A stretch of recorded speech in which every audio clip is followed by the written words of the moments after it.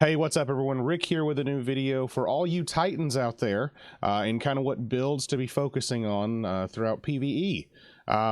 So with the new season of Undying and Shadowkeep expansion, of course, this means that we have new exotics and subclasses that have been buffed and debuffed to change a few things up.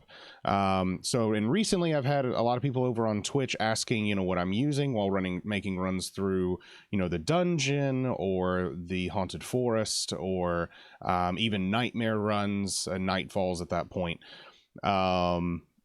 So of course, and since I'm a Titan only boy, yes, that of course means that I enjoy mashing W or forward, knocking over walls, and probably have a few broken knuckles in between the here or there. But Titans are the funniest class in Destiny, mostly because they have the best punchlines. That is my one dad joke for the week. Anyways, here are kind of what I believe to be some of the best exotic armor and class builds for Titan, and specifically PvE. We may do a PvP video in the future, but right now this is PvP or PvE, sorry. So of course, to start, we'll jump into the Sentinel class or subclass and focus primarily on the Code of the Protector. Ward of Dawn, holy crap, it is a lot better now at this point. It now grants weapons of light, and that's usually that's a 35% weapon buff, which is now the highest in the game currently. So wells do help a little bit more, but this is 35% for higher DPS output for you and your group. I believe the rest are around 30% from what I've been reading and seeing. And 35% is a big move with Ward of Dawn, especially for us fat Titans trying to help out the group. Now exotics, I would say that I probably like to pair with Ward of Dawn and Code of the Protector. I'd probably say first of all, let's go to the artifact. I would recommend having Oppressive Darkness, mostly because this causes damage with a Void Grenade, and it adds and weaken effect to the enemies, so it debuffs them at that point, and gives possibly the highest bonus damage that you can have with an additional 30% on top of the Ward of Dawn 35% damage increase.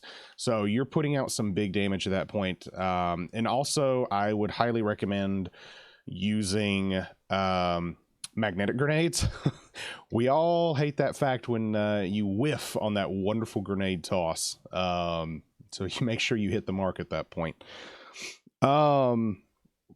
Now it does not stack, so you of course do get one buff and one debuff. So if everyone's dropping wells and you drop ward, your ward's going to go higher because you're a higher DPS. So anyways, what I would recommend for exotic and armor wise and that kind of things, I would say the Helm of Saint 14 is probably going to be the best one for this. The reason for that is because of its perk. Starless Night, of course, enemies that enter Ward of Dawn are blinded, while allies that pass through gain an overshield, and also get weapons of light now. Guarding with Sentinel shields blinds nearby enemies as well. So that's pretty helpful at that point. So what this basically gives you is with this subclass and the grenade with the magnetic and the oppressive grenade, or oppressive darkness, I apologize.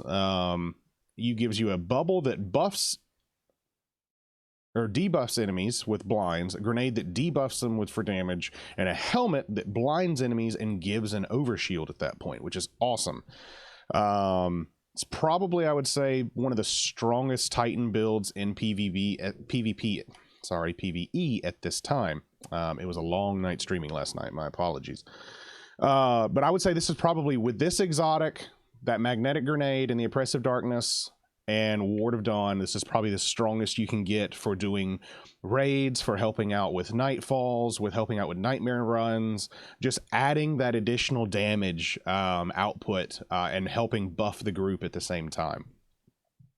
Now, outside of that, outside of the Helm of Saint 14, the other alternative, and forgive me for being a pleb, I do have it on my PlayStation account, but don't have it here on my PC. For some reason, there was something with the cross-save mess up. In the collection side, let's let's see, I had it over here. Armamentarium. Please, Zer, like, I've been trying to get this thing, but Zer, drop it for me once. It's a good alternative. Reason why is it gives you an additional grenade. So you get 2 grenades at this point. So basically, when using a Oppressive Darkness mod, that gives 2 debuffs for a boss in a raid dungeon. And so that's a little bit more helpful than 1, especially if you have, you know, say 2 Titans running Ward of Dawn. That's going to give you 2 debuff, or basically 4 grenades total with the group. So say you have 2 Titans running Ward of Dawn, 4 grenades, both running Armamentarium instead of the Helm of Saint 14. You still get some of the additional factors with Weapons of Light and things of that nature. But 4 grenades on a boss, that calls for some big D damage at that point. I mean, holy crap, that could help out with the damage output. But of course, what if you don't want to use Ward of Dawn and want to be more fun and have be the guy that clears ads and all that jazz? I would then probably recommend doing Code of the Commander. Code of the Commander at this point, the middle tree. If that's your jam at that point, I would recommend probably the better build for... I don't know why it keeps doing that. I would recommend probably for the better build associated with that to probably go with and pair for an exotic. And I don't recall I have these yet as well. God, blah, blah, hate that. Doomfang Pauldron. Reason why is because the Void Melee gives your super energy back and improves your Sentinel Shield.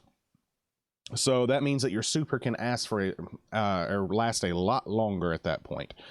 As far as bottom tree, to be perfectly honest, I haven't really found a big use for bottom tree, especially within PVE. I feel that the combos I mentioned before with the exotics and the builds associated, this kind of falls by the wayside within this group with Code of the Aggressor. It, of course, is useful in PvP because you're Captain America. But other than that, I mean, this can help with a little bit of ad clear, but I feel like these support a little bit more for what it helps with. So for that, those are my Sentinel builds. Let's move on to the next subclass. That would be Hammer Time. The Hammer Time Sunbreaker. With Code of the Fire Forged top tree. You have a Hammer Strike, and it applies 30% damage debuff when an enemy is hit, and of course they increase the duration of the debuff as well. I think to around 10 seconds last I saw. So it's having this and increasing that duration is almost like having 2 oppressive darkness grenades. Those grenades help, but this with a longer duration can help with the damage output too. It's a pretty good class. So gear wise, if you're running ad clear for this, I would recommend Syntheseps. Reason why, it kind of being surrounded buffs your damage, which is the perk associated with it, which is very nice. Improved melee as well, and also increased, I think, your lunges to help get to those damages, or to be able to do that damage. So basically that means the more damage you do, the more enemies killed, etc., and it continues increasing your damage. If you're doing for the grenade and hammer strike to help push more of those, I would say go with Hollowfire Heart, because of the perk associated with it, with the Sunfire Furnace, which is improving the recharge rate of things, mostly because you get your abilities back so fast as well. Peregrine Greaves, I'm trying to believe if I have those right now. I don't believe, I may have dismantled them, unfortunately. Oop, go back up. Let's see, Peregrine Greaves, probably going to be a good alternative associated with that too. Peacekeepers. Yeah, the one I don't have, I thought I did. Bonus damage on charge abilities, Seismic Strike, Hammer Strike, Shield Bash, of course, deal bonus damage while in the air. So, of course, you're running around with hammers, blowing things up. This can help with your... Or Shoulder Charge is going to bring that out, and it's going to help increase damage there. Let's see. I'm trying to think if there was anything more with the top tree at that point. Yeah, I think that should be it. But of course you can play around with it and see what kind of suits your needs associated with it. I would say that for bottom tree, which is another good one. I don't know why I accidentally keep hitting escape. God. Bottom tree with Code of the Siegebreaker. I would say probably, as far as the exotic to pair with, probably going to be Phoenix Cradle. You know, it's going to be great for bottom tree, but of course you're building that around the sunspots, which does stink sometimes because you have to stand still at times, but it does make it to where your super lasts twice as long, and allies that pass through also are given the Sun Warrior perk for additional or increased damage at that point as well. So I would say that's kind of the big thing on that end. Hadn't really gotten a big grasp on kind of the standing still aspect of things, but I've been using more top tree than I have bottom tree, but this one has been very helpful for certain things. Now, as far as middle tree goes, with Code of the Devastator, you get Super Hammer, basically. I'm not really overly fond of it. If you want to use it, that's fine. I would say you probably could run with like Worm God Caress, mostly because it buffs melee damage after, you know, your melee kills. So that means kind of with the throwing hammer, you basically become Thor. Does pretty good damage, and it's fun just to sling around like a Nightfall or a Strike just for quick clears. Otherwise, I don't use this very much at all. So that does it kind of for the Sunbreaker subclass. Like I mentioned, I mostly would run top tree, and if running top tree, I would do Hollowfire Heart or Syntheseps. It's probably your better go on those. Now, moving forward to the last subclass, what everyone really enjoys, probably the most well-known one-eyed mask, punchy boy, knee boy subclass. That would be the Striker.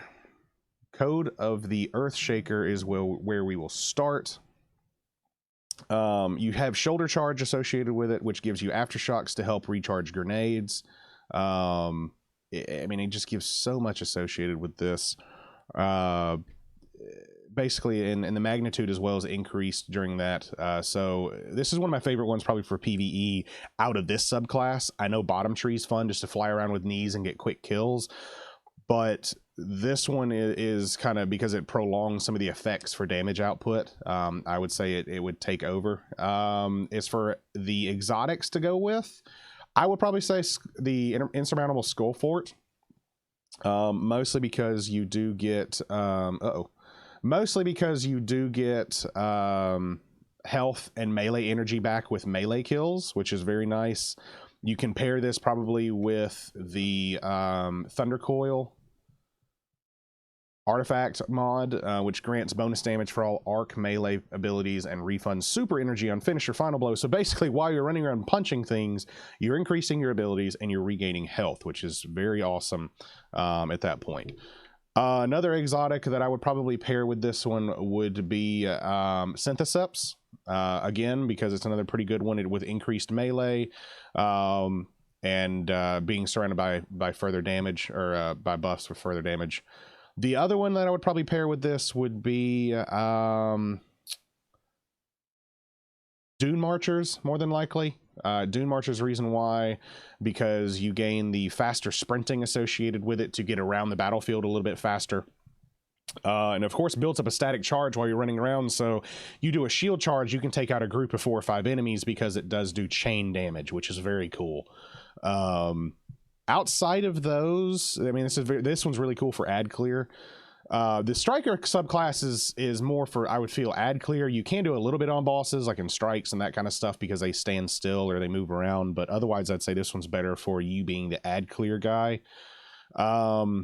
Outside of those, with top tree and bottom tree, middle tree I feel is kind of just goofy.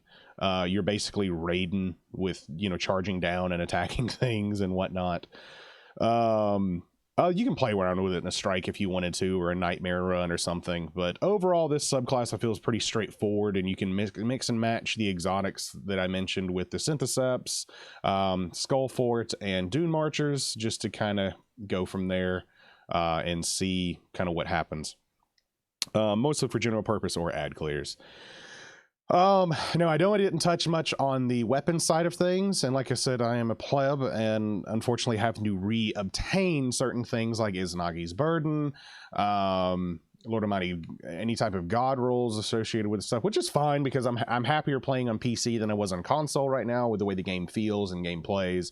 But there's so many different variations depending on kind of what damage you want to do and what scenario you're in, whether it's, you know, sniper grenade launcher, whether you're going to be running like Lord of Wolves and an assault rifle like Breakneck, or the werewolf or something else, and Whisper of the Worm, or there's all sorts of different stuff that you can do. So basically what this made a standard pretty much at this time from what I'm hearing with the meta is Izanagi's, Recluse, Wendigo. And I'm trying to get Wendigo back as well. I probably will get that more than likely within the next day or two. That's a heck of a grind from what I remember it being. But anyways, more to come. I probably will do a video as well once I get a couple more to do the weapon choices on what I think were better for like damage output. But as far as exotics go, and as far as the Titan builds go, I feel that this is going to be one of your better builds for helping the group, helping yourself, and putting out some damage, and just having fun. Like the thing is I've really enjoyed even a Sentinel. I remember Sentinel back in the day was not fun. People thought bubbles were good for protection only or generating a couple of orbs of light. Now I feel like it helps just everybody, and with the Helm of Saint 14 as well, like I mentioned, blinding enemies, getting that overshield, generating orbs, helping with damage. It's like a very well overall thing for your big events. All right, so that's going to do it for this video. I feel like that's pretty much it, and that's the gist of it. But thank you very much for watching. I plan to do a video, like I mentioned before, probably with weapon pairings or PvP builds. We'll see. Let me know what you would like to see down in the comments below. But if you'd like to learn more, make sure you hit the subscribe button and ring the bell, of course, for future updates. If you have already, I friggin' love you. Thank you very much for it and the support. Let me know what I missed down in the comments below, or if you've had some success with different setups and pairings thus far in Shadowkeep or in the past. I know I probably missed a few, but these are ones I feel that are very straightforward, especially for the dads. The dad builds are pretty good for this. It's pretty straightforward as long as you have, you know, X, Y, and Z. And outside of that, you can figure out your damage pairings going from there. But let me know what I missed down below if you've had some other different pairings that have been very helpful. But once again, my name is Rick, and thank you very much for watching. Have a great day.